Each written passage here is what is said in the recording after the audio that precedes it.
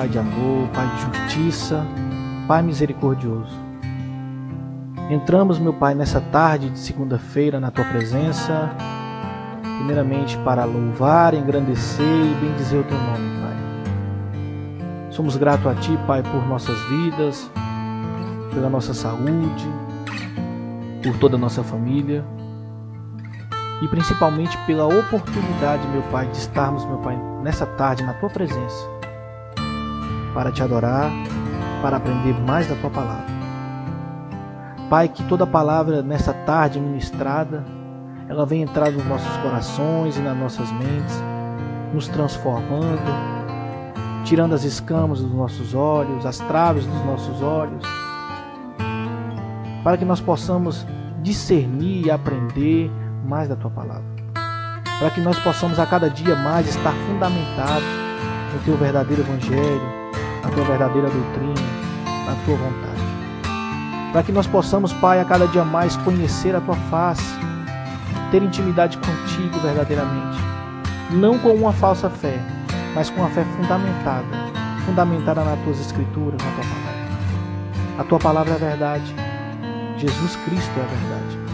E por isso nós Te pedimos, Pai, sê conosco nessa tarde. Ajuda-nos, Pai, a compreender a Tua palavra. Ajuda-nos, Pai, a nos transformar, a não conformar com esse mundo. É por isso que eu Te peço por cada um dos nossos ouvintes, que estão nas suas casas, nos seus trabalhos. Abençoa-os, Pai. Dê discernimento. É isso que eu Te peço e Te agradeço, em nome de Jesus.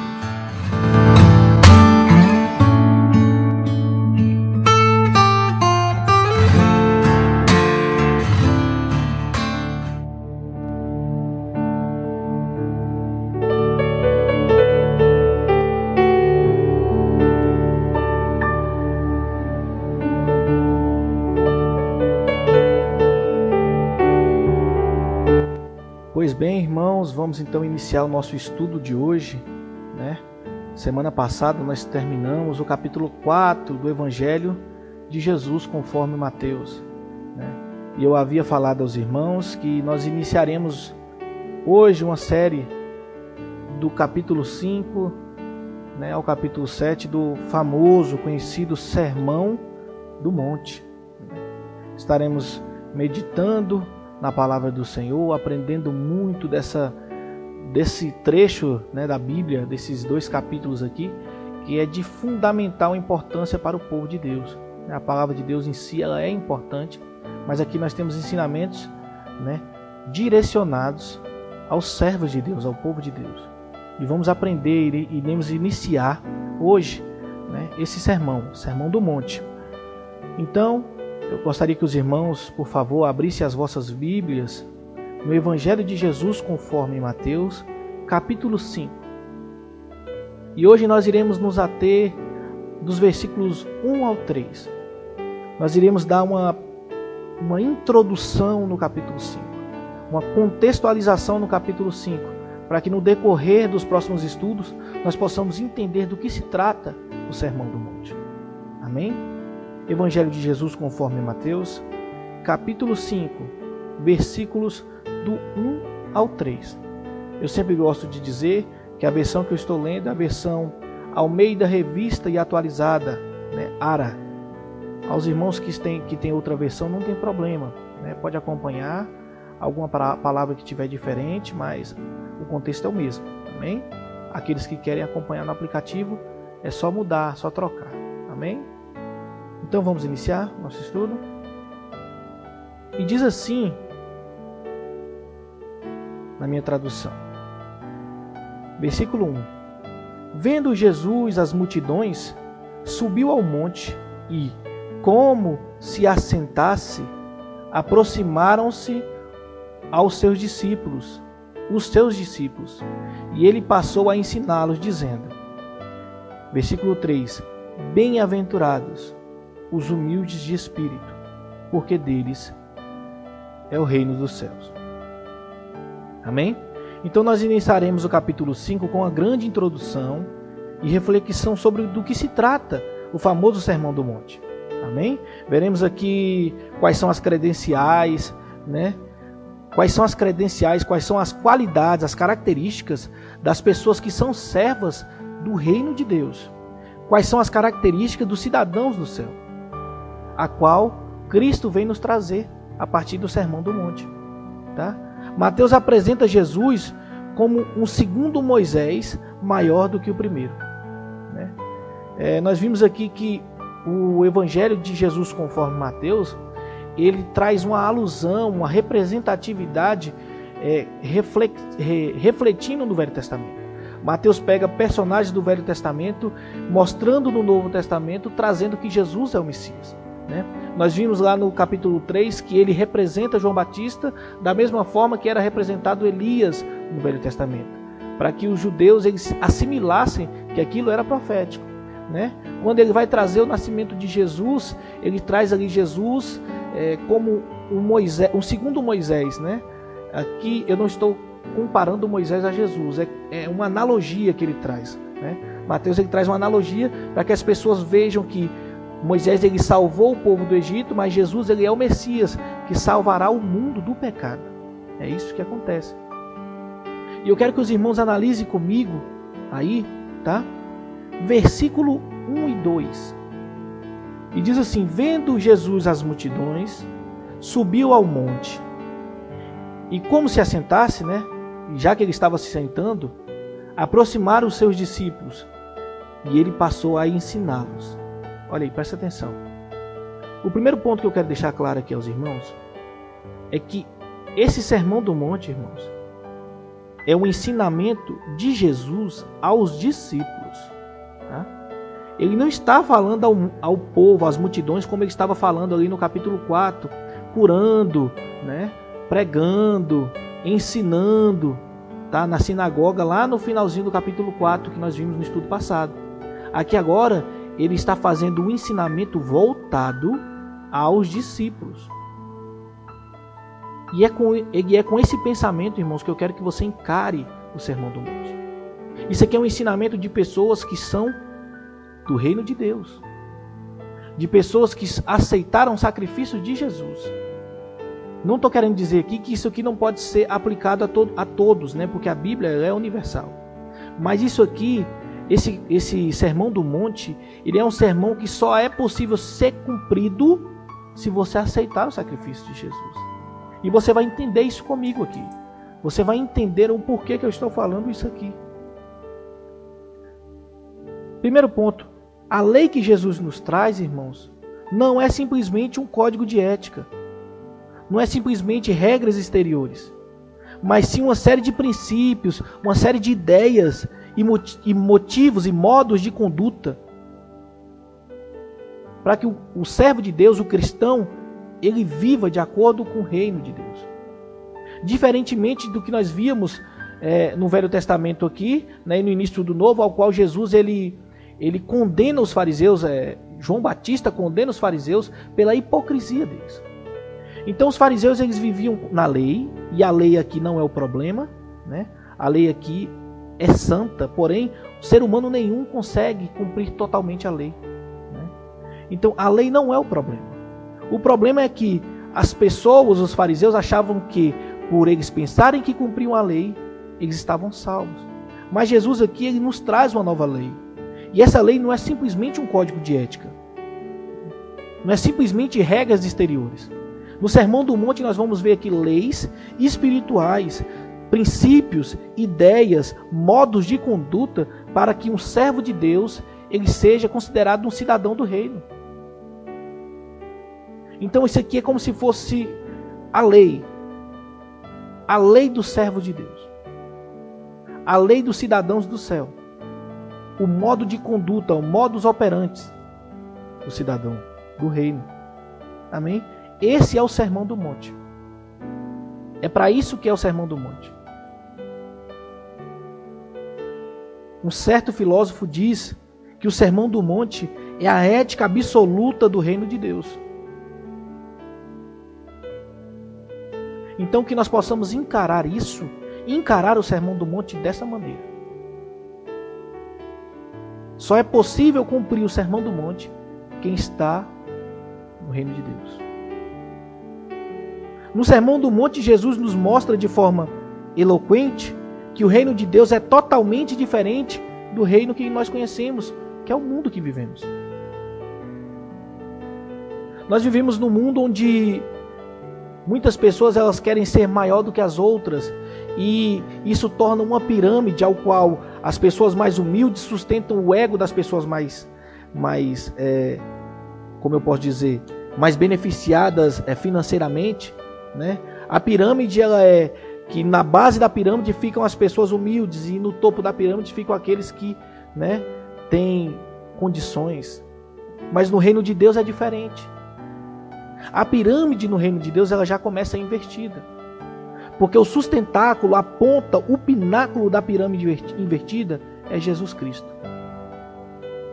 Então pense comigo, numa pirâmide a qual o mundo vive, as pessoas dão sustentação a outras que têm condições. O ego está acima do ser humano. O ego está acima da vontade de Deus. O ego está acima da soberania de Deus. Porém, no reino de Deus é diferente. A pirâmide é invertida. A ponta da pirâmide está embaixo e Ele que nos sustenta. E quem é que nos sustenta? Jesus. Jesus é o sustentáculo do reino. Começamos aqui com a maior e principal diferença. A diferença de perspectiva. A perspectiva do mundo é crescimento financeiro, egocentrismo, benefício próprio. O mundo prega que você tem que fazer o que for preciso para crescer na vida. No reino de Deus é diferente. No reino de Deus se inverte e Jesus mostra que só Ele nos sustenta em toda a nossa vida. Tudo o que precisamos está no sustento de Deus. Só Jesus Cristo nos sustenta. Feliz é aquele que nada ostenta diante de Deus. Feliz é aquele que chora pelos seus pecados. Feliz é aquele que abre mão dos seus direitos. Que pensam que tem direitos na realidade, né? Diferente daquele que querem aquilo que não pertence a eles. Lembremos que somos criaturas, feituras de Deus. E nada que existe nos pertence. Pertence ao Criador. E pela soberba e pelo egocentrismo, nós tentamos buscar aquilo que não nos pertence. Mas a pessoa que é cidadão do reino de Deus, a pessoa que é servo do reino de Deus, a pessoa que conhece o propósito da vontade soberana de Deus, ela entende. Ela entende que a perspectiva não é o mundo, é a salvação. Ela entende que a perspectiva não é viver em conformidade com o mundo, é em viver em conformidade com a lei do céu, com a soberania de Deus. Feliz é aquele que ajuda o necessitado e não explora o necessitado para crescer. E aqui não é generalizando, não quer dizer que todas as pessoas que têm condições exploram, não é isso. Eu estou dizendo aqui do que o mundo prega, de uma conformidade com o mundo. Mas tem pessoas que têm condições e vivem piamente a palavra de Deus. Aqui não é quesito de condição financeira ou não condição financeira. Aqui é quesito de viver a vontade de Deus e não viver a vontade de Deus. Muitos exploram as pessoas para conseguir o que quer, mas feliz é aquele que ajuda o necessitado. Feliz é aquele que pratica a justiça e não usa da justiça para o seu bel prazer. Nós temos visto isso, irmãos, no mundo que vivemos. As pessoas usam da lei para benefício próprio. Usam da falta de lei para benefício próprio também. Usam da ignorância das pessoas para se crescer. Mas feliz é aquele que pratica a justiça. Feliz é o que busca santidade, sem desmerecer a graça de Deus na vida das pessoas. Mas eu quero te dizer, irmãos, que essa felicidade ela só é compatível com a pessoa que entendeu o propósito e vive na perspectiva do reino. Porque você vai concordar comigo que quem vive em conformidade com o mundo vai viver debaixo da soberania do mundo. Vai viver no sistema da pirâmide que o mundo oferece. Mas as pessoas que são convencidas do seu pecado pelo Espírito Santo, que choram pelos seus pecados, que se arrependem, que geram frutos do arrependimento. As pessoas que aceitam o sacrifício, elas conseguem sair desse sistema, dessa pirâmide, disso que o mundo prega, para viver o que é pregado aqui, que nós iremos aprender a partir de hoje no Sermão do Monte. Um ponto importante para a gente entender é que a ética do reino de Deus, ao qual Jesus traz, não desmerece a lei. Ele não desmerece os mandamentos. Quando Jesus ele traz esse Sermão do Monte aqui, ele não está dizendo que a lei ela foi abolida. Ele não está dizendo ali para os discípulos, para os discípulos, que agora a vida deles poderia ser vivida sem freio. Pelo contrário. Jesus está mostrando aqui com o Sermão do Monte como aplicar a lei fielmente. Como praticá-las em prol do reino de Deus. Por que eu estou dizendo isso? Porque na época, irmãos, os fariseus eles estavam usando a lei para o benefício próprio. Eles falavam que faziam, mas não faziam. Eles pegaram a lei e começaram a criar outras ordenanças em cima da lei do Senhor, que não tem nada a ver com a prática que Deus queria quando Ele fez a lei. E Jesus ele vem trazer aqui no Sermão do Monte a maneira correta de aplicarmos a lei, de vivermos em conformidade com o reino, não abolir a lei. Então, quando nós ouvimos dizer que Jesus ele aboliu, não existe. A palavra ela não pode ser anulada. O Velho Testamento é a palavra de Deus, o Novo Testamento é a palavra de Deus. O problema é que as pessoas que pegaram a palavra de Deus e começaram a interpretar do jeito que queriam. E Jesus ele vem aqui agora como um instrutor, como diz o versículo 2, ensinar os discípulos como aplicar a lei de Deus. No reino do mundo, irmãos, o forte prevalece sobre os fracos. A vingança sobressai e esmaga os inocentes. Porém, isso tudo é o contrário do que o reino de Deus prega. Porque o que o reino de Deus prega é o perdão. O que o reino de Deus prega é que o perdão é maior do que toda vingança. O que o reino de Deus prega é que a reconciliação é melhor do que qualquer poder, do que qualquer vingança. Lembremos, irmãos, que nos tribunais desse mundo, as pessoas são julgadas pelas palavras e pelas ações. E isso nós temos que tomar muito cuidado. Porque o ser humano ele só visa o exterior. Mas no tribunal de Deus, meus irmãos, até as intenções do nosso coração nós seremos julgados. Então não adianta vir me dizer, e isso eu falo para os irmãos e também falo para mim, né? Não adianta nós tentarmos dizer que as nossas intenções ao fazer algo é boa. Quem julga é somente Deus.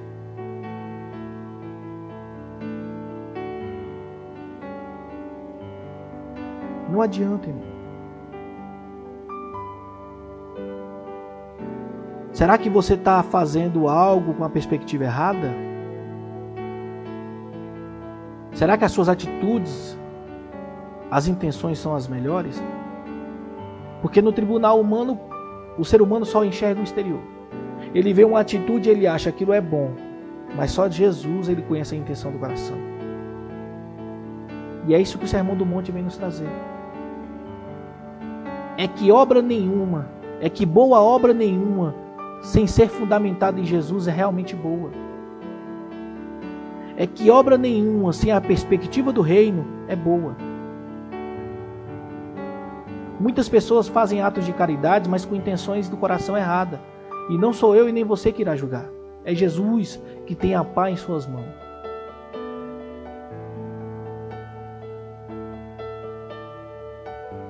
Irmãos, na ética do mundo, na ética em que vivemos, o casamento está cada vez mais enfraquecido e o divórcio está cada vez mais robusto. Mas no reino de Deus, o divórcio é como uma passagem só de ida para os corredores do adultério. Isso que eu estou trazendo aqui a vocês, irmãos, é uma introdução do que o Sermão do Monte está trazendo. Que o sistema do mundo ele é caído e que única forma de irmos ao céu é se tornarmos cidadãos dos céus e vivermos na lei, da prática e da ética do reino de Deus. Nós vimos hoje que quem é casado é que é considerado anormal, porque no mundo hoje o que prega é viver com um e com o outro sem firmar um compromisso.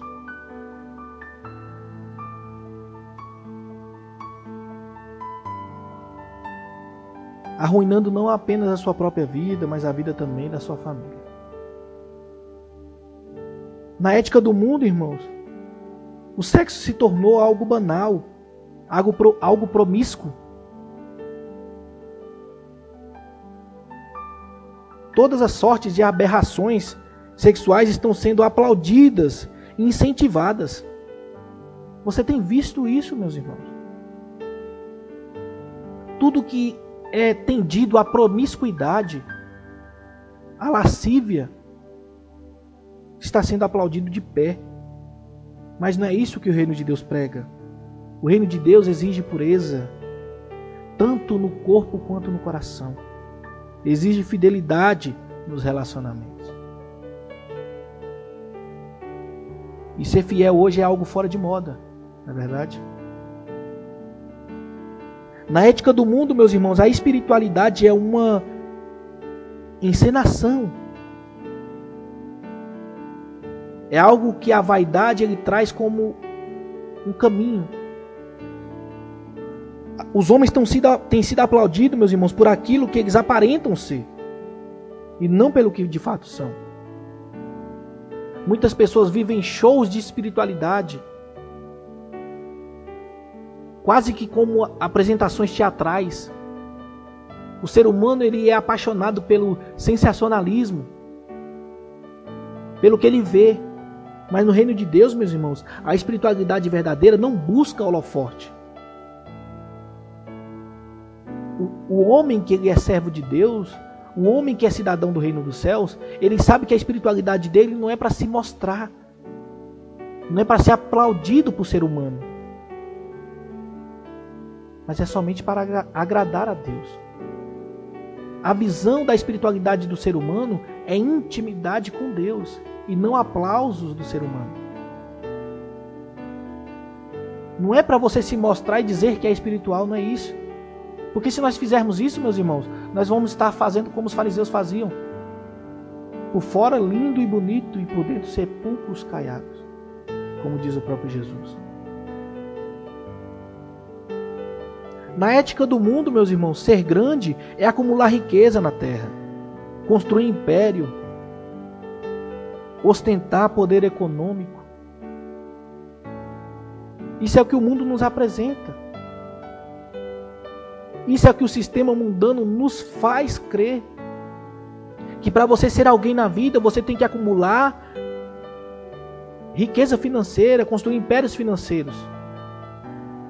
Mas o reino de Deus nos mostra totalmente ao contrário, irmão.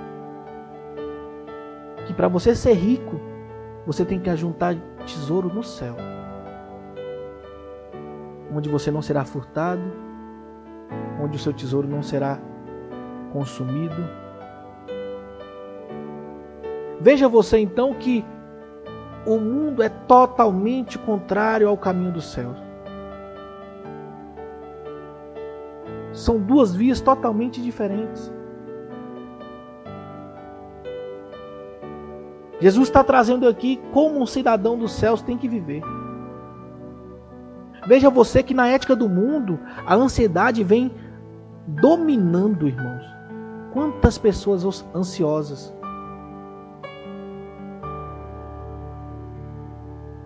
As pessoas têm sido ansiosas, meus irmãos, por coisas finitas, por coisas perecíveis. As pessoas têm sido ansiosas porque não conseguem comprar algo, porque não conseguem possuir algo, porque não conseguem se curar de algo. Mas o cidadão do reino, meu irmão e minha irmã, ele sabe que a única ansiedade que ele tem que ter é buscar em primeiro lugar o reino de Deus. Buscar em primeiro lugar o reino de Deus, sabendo que quando ele buscar o reino de Deus, ele vai poder descansar, porque o que for necessário, Deus acrescentará. Essa é a diferença. A ansiedade do Filho de Deus, do servo de Deus, da pessoa que vive na perspectiva de Cristo, é ir para o céu. Não estou dizendo aqui que você não se preocupa com as coisas, não é isso. Mas é você não deixar que essas coisas dominem o seu pensamento a ponto de você esquecer de Deus. É esse o ponto. Preocupação é comum, todo ser humano se preocupa, porque nós somos pecadores, somos fracos. Mas quando nós entendemos que o nosso sustentáculo, a nossa base da pirâmide invertida é Jesus, nós descansamos. Porque a nossa perspectiva é eterna. Não é um mundo finito. Não acaba aqui. Vejamos que na ética do mundo, os falsos profetas são aplaudidos, irmãos. São tidos em alta conta. Recebem prestígios.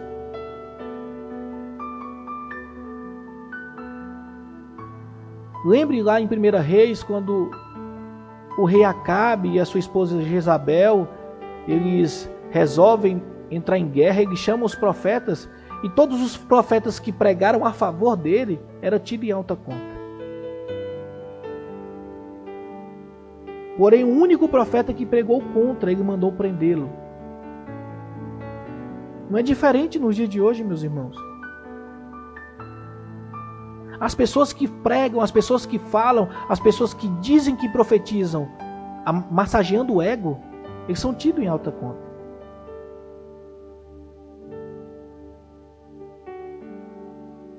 As pessoas que vivem no egocentrismo, em conformidade com o mundo, é tido em alta conta. Mas no reino de Deus, meus irmãos, é diferente. Os filhos sabem reconhecer. Você que vive na vontade de Deus, você que vive a Bíblia, você que sabe meditar na Bíblia, você que tem uma intimidade com Deus, vai saber discernir o que é falso ministro e o que é verdadeiro ministro. Se você é fundamentado, meu irmão e minha irmã, na palavra de Deus genuína, você vai saber diferenciar o que é um pregador que prega um falso evangelho, o que é um pregador, um profeta que quer fazer você virar um falso crente. Lembremos que lá na tentação de Jesus, no início do capítulo 4, nós vimos que Satanás ele tenta gerar uma dúvida, e quando ele não gera uma dúvida, ele tenta gerar uma falsa fé. E é isso que os falsos profetas fazem.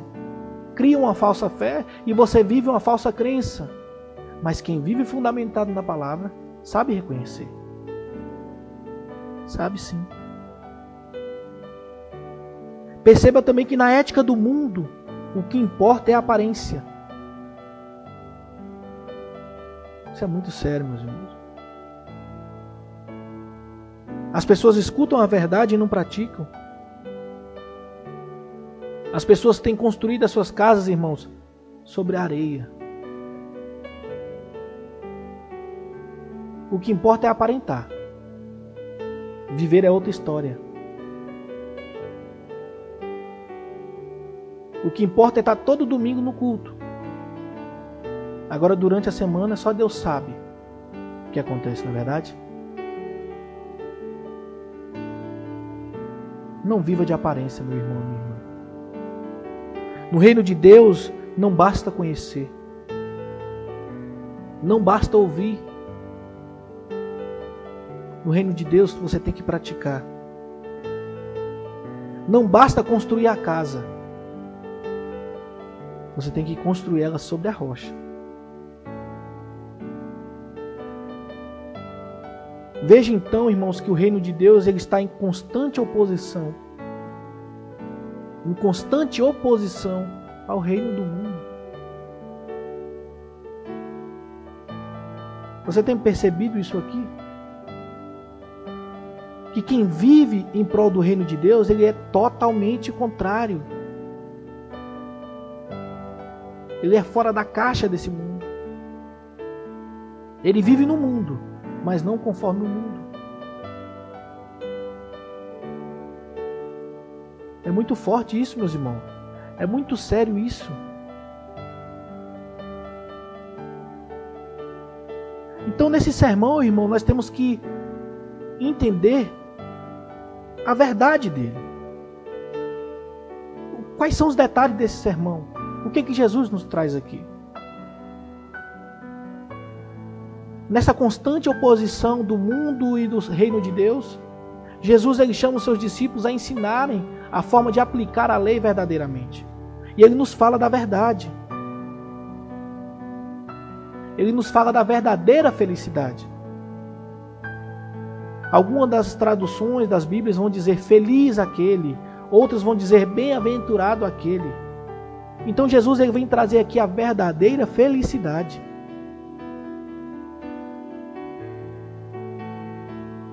Jesus ele vem trazer aqui, irmãos, que a felicidade, a bem-aventurança, não é somente um lugar para que você vai. Não é uma coisa que você tem que se alcançar. Não é isso. Não é um ponto que você vê lá na frente e você fala, eu vou ser feliz. Não é isso. Ele diz que a verdadeira felicidade é a maneira como se caminha. Então você ser feliz não é um objetivo. Você ser feliz é uma vivência. Não é algo a se alcançar. É a maneira que se vive. Jesus aqui no Sermão do Monte, ele nos põe um mapa na mão de como chegar no reino de Deus. De como chegar no paraíso. Ele está dizendo aqui que para aquele que aceita o sacrifício de Jesus, para aquele que arrepende dos seus pecados, a felicidade verdadeira está ao alcance das nossas mãos. Não é um sonho, mas é algo concreto, é algo tangível. Então crê, meu irmão e minha irmã, que além da adversidade, se você vive em conformidade com o reino, na perspectiva do reino, bem-aventurado você é.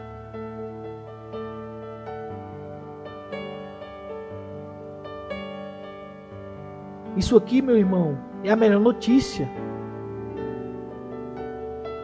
É a notícia de que a verdadeira felicidade não é algo que se compra, mas é sim um presente de Deus.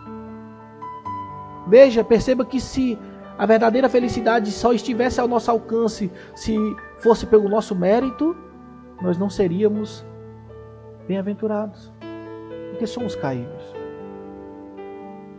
Somos dependentes e totalmente dependentes de Jesus, do sacrifício salvífico de Jesus. Então veja que essa notícia da bem-aventurança, ser um presente de Deus, é a melhor notícia que nós podemos ter.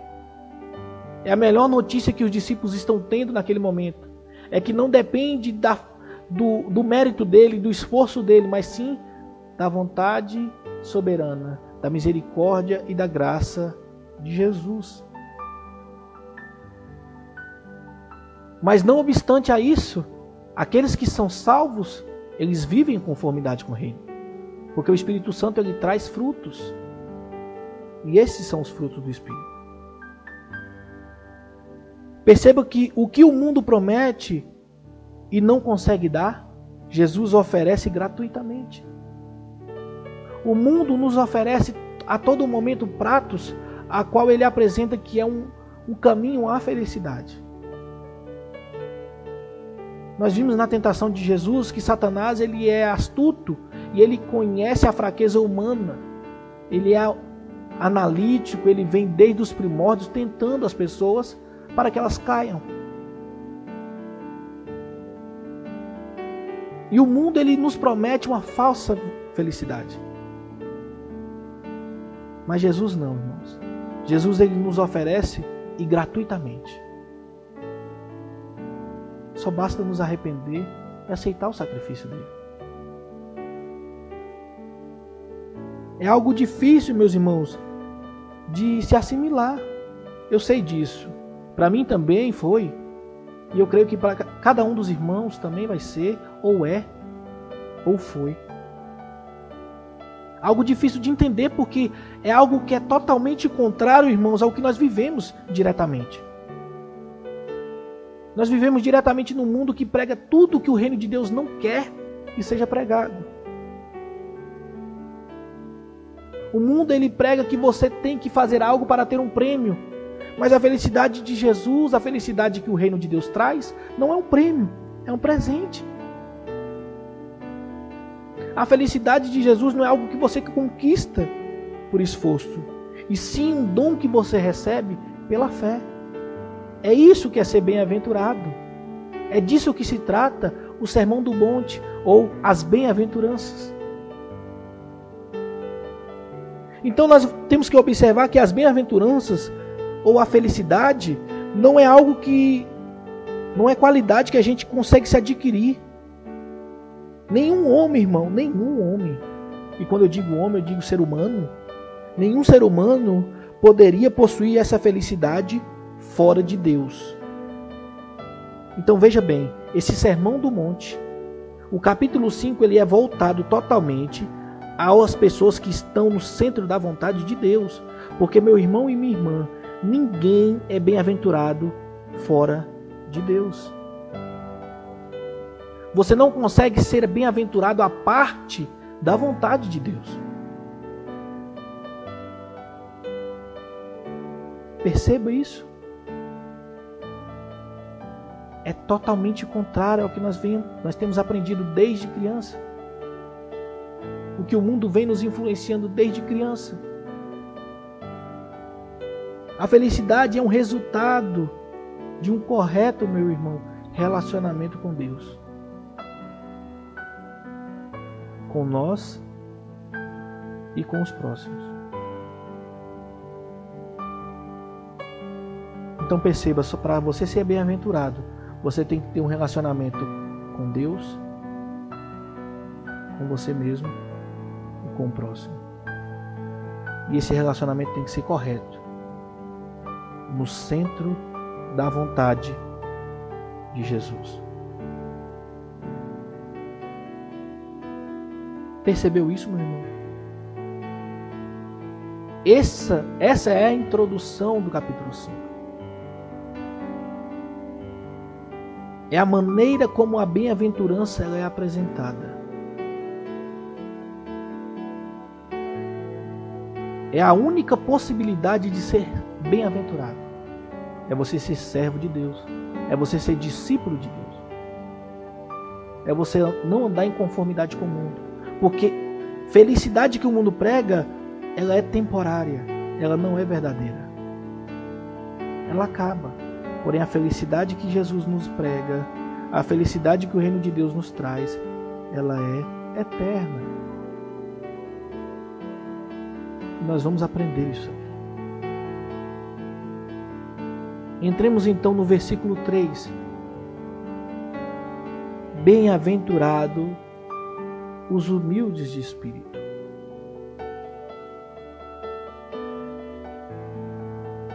Algumas traduções estão escritas os pobres de espírito. Então vejamos o que o versículo 3 tem a nos dizer e vamos analisar então o seu significado.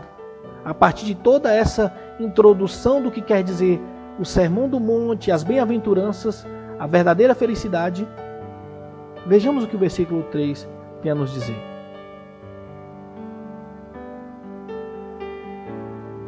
Vejamos então que esse versículo é o início do maior sermão da história. Aqui nós temos um primeiro conceito que está totalmente em contramão ao mundo, né? Como feliz é o humilde ou feliz é o pobre. Isso aqui é totalmente contrário ao que o mundo prega, não é, meu irmão?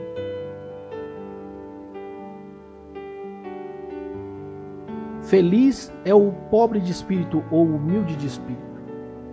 Vamos ver em primeiro lugar então aqui o que significa a palavra aqui humilde ou pobre no original.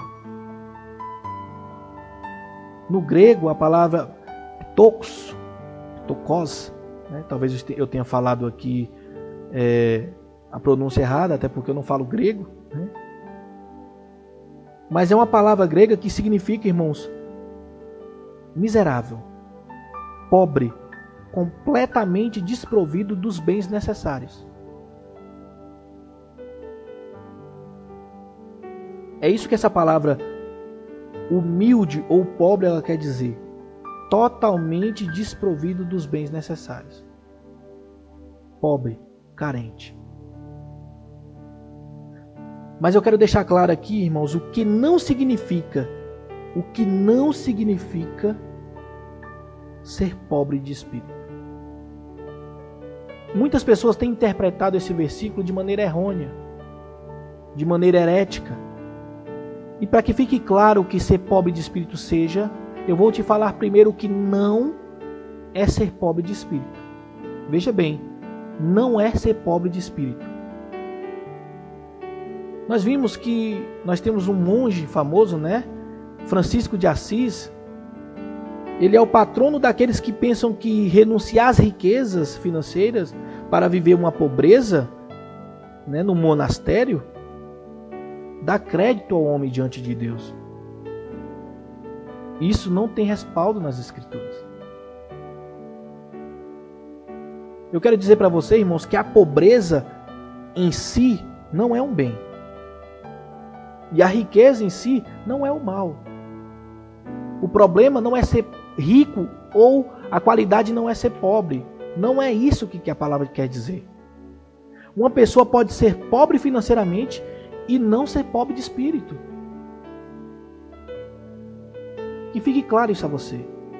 Tem pessoas que são financeiramente pobres e não são pobres de espírito. E nós vimos aqui que a bem-aventurança é: bem-aventurados os pobres de espírito. Nós sabemos que vários fatores acarretam na pobreza financeira. Vários. Mas isso não é influência para ser pobre de espírito. Eu quero deixar claro a você, meu irmão e minha irmã, que a pobreza ela não é garantia de espiritualidade. Não.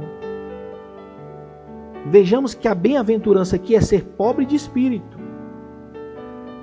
Ser pobre de espírito é quando o espírito reconhece a sua própria falta de recursos e encontra fortaleza em Deus. Outra questão importante, meu irmão. Ser pobre de espírito não é ter uma vida espiritual pobre. Preste bem atenção nisso. Ser pobre de espírito não é ter uma vida espiritual pobre. Jesus aqui ele não está elogiando aqueles que estão espiritualmente pobres, descuidados com a vida espiritual. Você não buscar a santidade, você ser pobre em espiritualidade, você não buscar a fé, você não buscar a verdade, é uma tragédia. Lembremos que lá em Apocalipse, capítulo 3, versículo 17, a igreja de Laodiceia é condenada por ser pobre, miserável, infeliz, cega e nua. Isso no quesito da espiritualidade. Então, ser pobre de espírito não significa ser espiritualmente pobre. Nós temos que viver em santidade. Nós vivemos numa geração, irmãos, faminta de riqueza, mas riquezas terrenas. As pessoas têm buscado algo finito, algo passageiro, e está ficando escasso, quase imperceptível, as pessoas que buscam a riqueza espiritual. Dentro da própria igreja, irmão, nós temos visto isso. Nós temos visto irmãos vivendo uma vida espiritual rasa, supérflua. São crentes, irmãos, fracos, crentes tímidos, vulneráveis, que espiritualmente estão jogados ao tropeço. Eu estou falando isso aqui, irmãos, com o coração doendo, porque é verdade. E a maior culpa, irmãos, disso é de não meditar na palavra, de querer o alimento mastigado. Todos nós temos acesso a Deus hoje. O véu foi rasgado. Não engula aquilo que te falam como verdade absoluta. O que eu estou dizendo aqui, meu irmão, vai na Bíblia e vê se é verdade. Não aceite a minha palavra como verdade absoluta. A única verdade é Jesus. As pessoas têm carecido, irmãos, de buscar Jesus verdadeiramente. De ter uma intimidade, de buscar a santidade, de buscar a verdade. Então, irmãos, ser pobre de espírito não tem nada a ver de ser espiritualmente pobre. Não tem nada a ver. Da mesma maneira, meu irmão, que ser pobre de espírito não tem nada a ver com a baixa autoestima. Você ter a sua autoestima baixa não tem nada a ver com ser pobre de espírito. Jesus não está aqui dizendo que as pessoas que pensam que são menores é que são felizes. Não. Não é você pensar que é menor que é feliz. Você ter uma autoestima baixa não é um bem, meu irmão. Isso é um mal.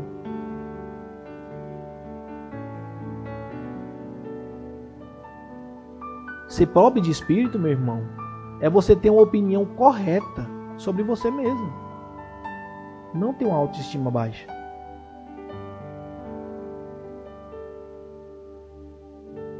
Preste bem atenção nisso. Ser pobre de espírito não é ter uma falsa humildade.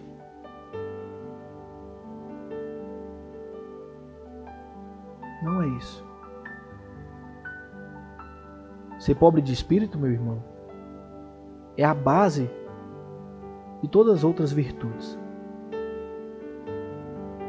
Ser pobre de espírito, meu irmão e minha irmã, é o primeiro degrau de uma longa escada que nós vamos ter que subir, que nos leva até o reino de Deus.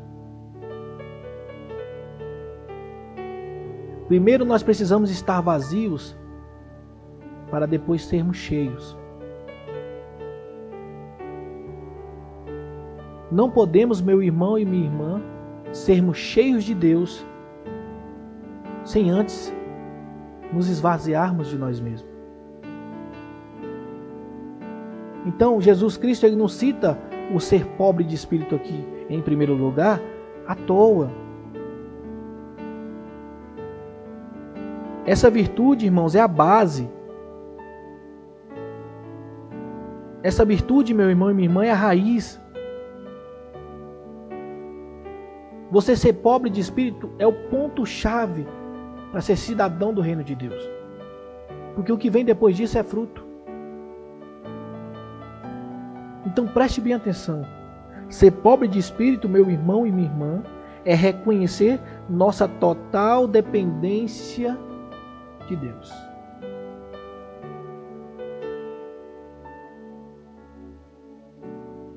Nós vimos que a palavra no grego, ptokos, que é a pobreza absoluta, ela é usada nesse contexto.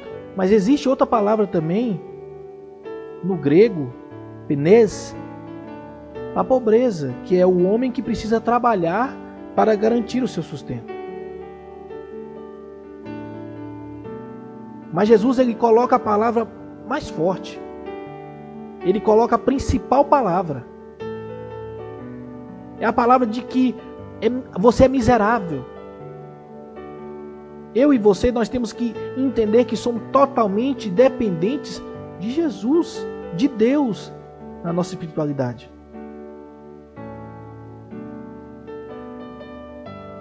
Perceba isso, meu irmão e minha irmã.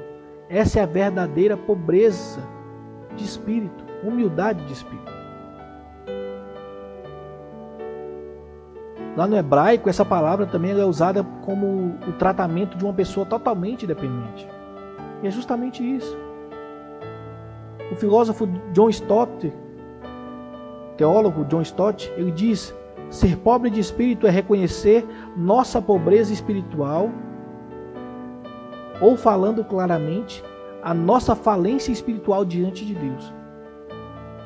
Pois somos pecadores e não merecemos nada além do juízo. Então perceba que você ser pobre de espírito é você entender que fora de Deus você não tem vida alguma.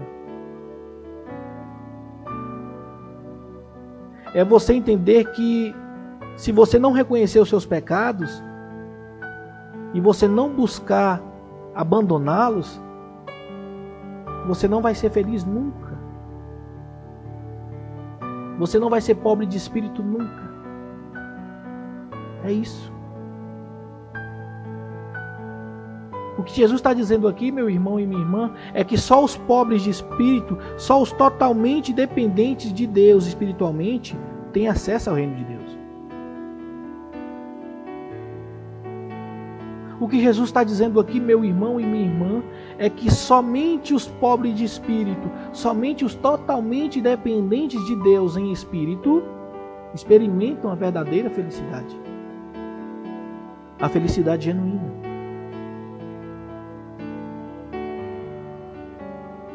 Toda a glória que Salomão teve não se compara à felicidade genuína. Todos os palácios que nós vemos hoje em Dubai, né, na Inglaterra, toda a riqueza do mundo, desses altos escalão que tem muito dinheiro, não se compara à verdadeira felicidade.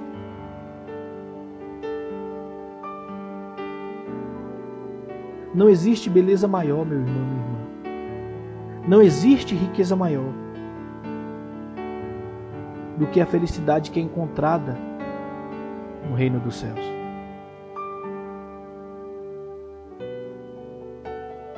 Perceba isso, meu irmão. O reino desse mundo vai cair. Esse mundo vai perecer.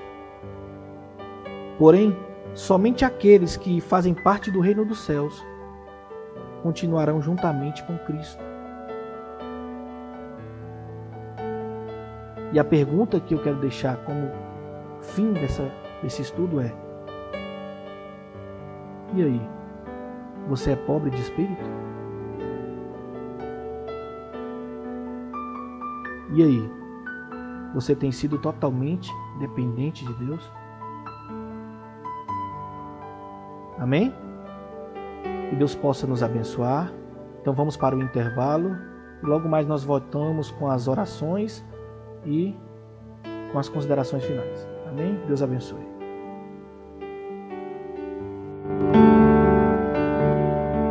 Esse é o seu programa Caminho e Verdade.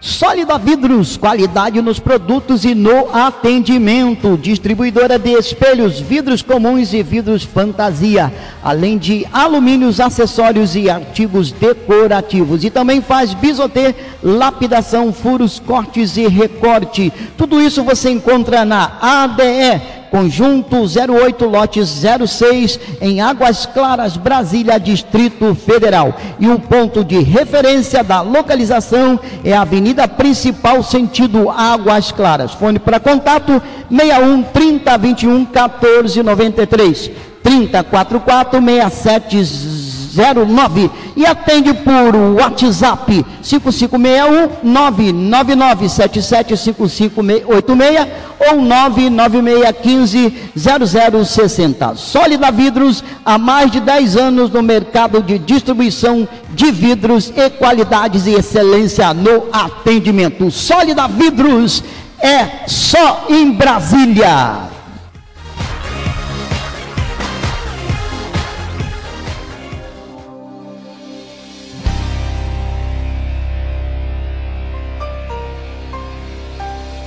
Eu sou o caminho, a verdade e a vida, disse Jesus. E esse é o seu programa Caminho e Verdade, toda segunda, quarta e sexta-feira, aqui na sua rádio Voo Livre.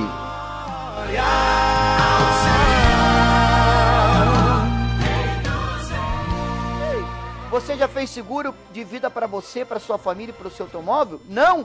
Então faça correndo na Rede Corretora de Seguro, onde você pode confiar. Ligue para a Rede pelo telefone 3399-7897, 99553-0259, que também é o WhatsApp. E falar com o senhor Evandro. E você pode chegar lá na Marquês de Herval, 307 Centro, Campo Bom, e falar com Evandro Halpe, da Rede Corretora de Seguros. Pensou em mudar o seu visual? Então pensou no Centro de Estética Moriá e suas especialidades. Lá você encontra manicure, pedicure, massoterapia, limpeza de pele profunda com pigmentação de diamante e muito mais. Agende agora o seu horário pelo telefone. Código de área 41 99 58 04 39 e também pelo WhatsApp 41 99 58 04 39.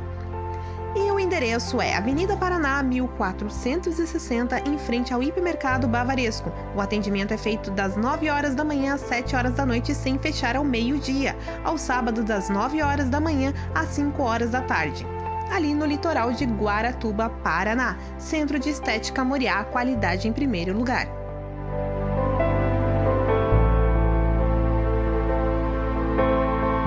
Você está ouvindo o programa Caminho e Verdade.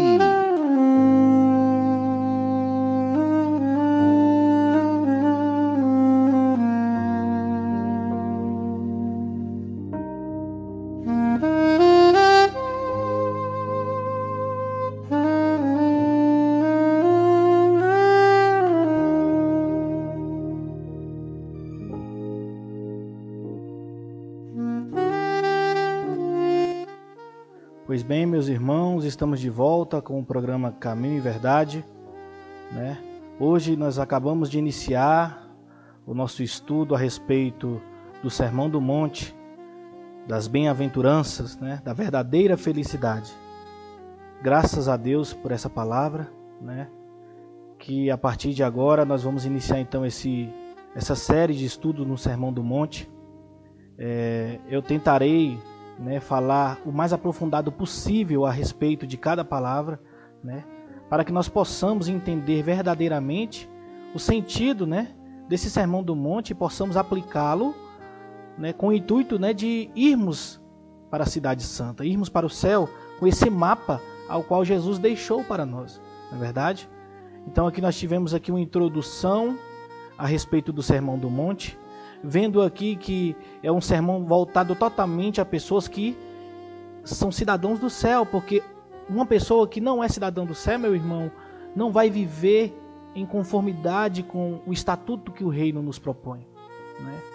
Só vive debaixo da soberania de Deus e da influência do Espírito Santo aqueles que aceitam o sacrifício de Jesus, aqueles que Jesus Cristo escolheu para ele, aqueles que o Pai deu a Jesus Cristo. Amém? Então que nós possamos interiorizar essa palavra de hoje, né?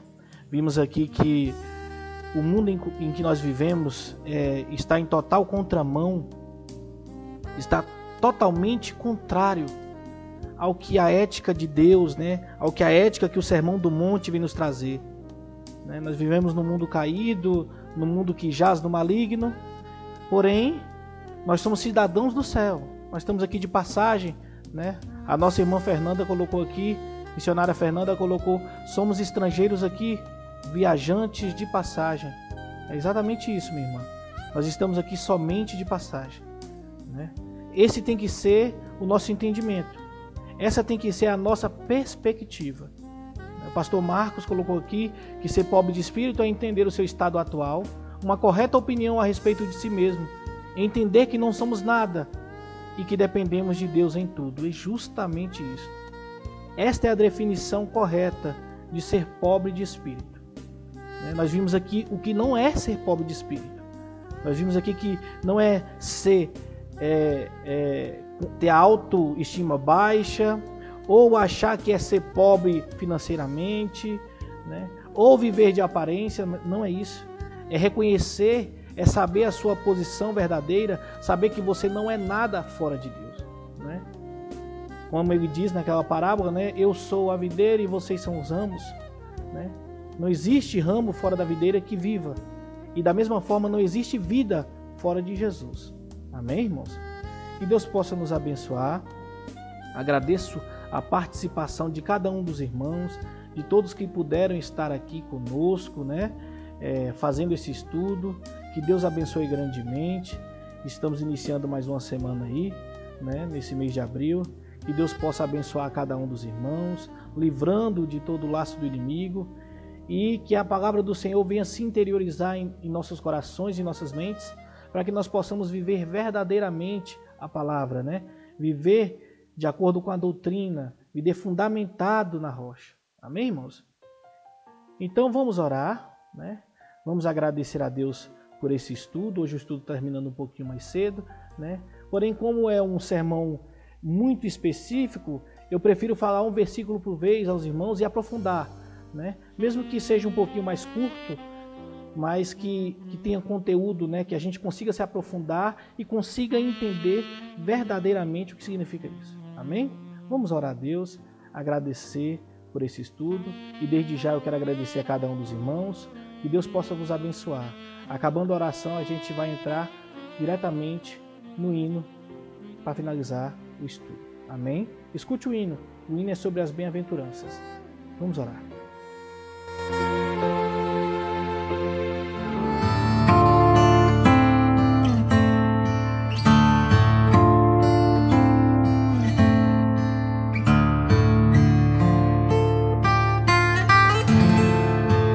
Senhor, meu Deus e meu Pai, mais uma vez entramos, meu Pai, na Tua presença nessa tarde, para Te agradecer, Pai, para louvar, bendizer e engrandecer o Teu nome, reconhecendo a nossa total dependência em Ti e sendo grato, Pai, pela oportunidade de aprendermos mais da Tua palavra. Deus Todo-Poderoso, o Senhor conhece o nosso coração e a nossa mente. O Senhor conhece as intenções dos nossos corações. Pai, eu te peço nessa tarde que cada pessoa que está nos ouvindo agora, nessa tarde, venha ser tocado pela Tua palavra. Aqueles que irão ouvir depois, porque não puderam entrar, e o Senhor sabe o motivo, que eles possam ser edificados com essa palavra. Que eles possam entender qual é a verdadeira ética do reino de Deus, qual é o verdadeiro mandamento da lei de Deus, como se praticar a verdadeira palavra de Deus, como se interpretar a verdadeira palavra de Deus. Pai, eu te peço pela vida de cada um dos irmãos, o Senhor conhece o coração de cada um e a necessidade de cada um. Que seja feita a Tua vontade na vida deles, e que eles possam entender o propósito do Senhor na vida deles. Eu te peço pelo diretor da rádio, pastor Sidney Castro. Eu te peço pelos pastores do Ministério Caminho, Comunidade Cristã. Eu te peço por cada um dos irmãos. Sê conosco, Pai. Nos guie, Pai, durante essa semana com as Tuas mãos potentes. Nos livra, Pai, de todo o laço do inimigo, de tudo que não provém de Ti. Porque assim nós cremos, Pai, que tudo está debaixo do Teu controle. É por isso que eu te peço e te agradeço, no nome do Teu Filho, amado Jesus. Amém.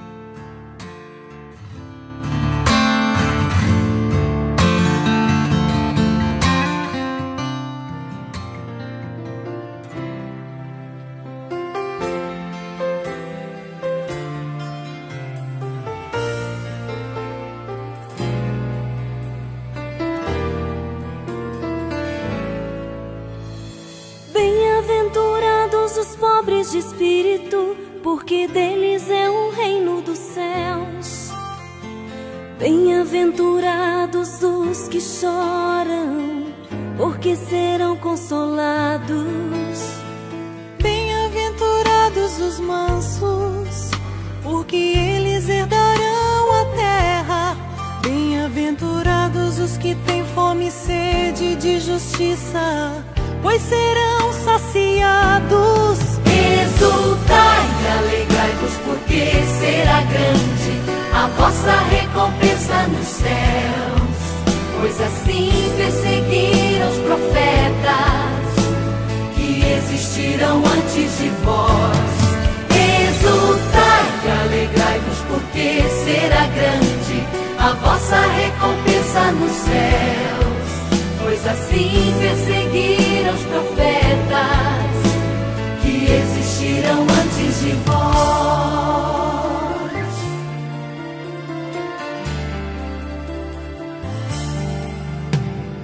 Bem-aventurados os misericordiosos, pois obterão misericórdia. Bem-aventurados os puros de coração, pois verão a Deus. Bem-aventurados os pacificadores, pois serão chamados filhos de Deus. Bem-aventurados os perseguidos por razões de justiça, porque deles é o reino dos céus. Exultai e alegrai-vos, porque será grande a vossa recompensa nos céus. Pois assim perseguiram os profetas que existiram antes de vós. Exultai e alegrai-vos, porque será grande a vossa recompensa nos céus. Pois assim perseguiram os profetas que existiram antes de vós. Bem-aventurados sois vós, quando vos injuriarem, perseguirem-me falsamente, por minha causa vos caluniarem. Exultai e alegrai-vos, porque será grande a vossa recompensa nos céus. Pois assim perseguiram os profetas que existiram antes de vós. Exultai e alegrai-vos, porque será grande a vossa recompensa nos céus. Pois assim perseguiram os profetas que existiram antes de vós.